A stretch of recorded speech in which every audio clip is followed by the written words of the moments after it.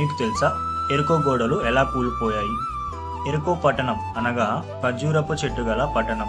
ఎరుకో గురించి సుమారుగా 63 సార్లు బైబిల్లో రాయబడింది. ఈ పట్టణము పురాతనమైన జనావాసు నగరాలలో ఒకటిగా లెక్కించబడింది. యెహోషువ నాయకత్వం యోర్దాను నది దాటిన తరువాత దేవుని సహాయం వలన ఎరుకో పట్టణం మీద అద్భుతమైన విజయాన్ని సాధించారు. పురావస్తు త్రవ్వకాలలో ఎరుకో యొక్క సుదీర్ఘ చరిత్రను నిరూపిస్తున్నాయి. 19వ శతాబ్దంలో క్యాథలిక్ కెల్విన్ అనే బ్రిటిష్ ఆర్కియాలజిస్టు తవ్వకాలు చేసినప్పుడు ఎరుకో గోడలు కనుగొన్నారు. ఈ గోడలు సుమారుగా 25 నుండి 30 అడుగుల ఎత్తు కలిగి దానిపైన సుమారు 2 రథాలు ప్రవేశించే వెడల్పు ఉంటుంది.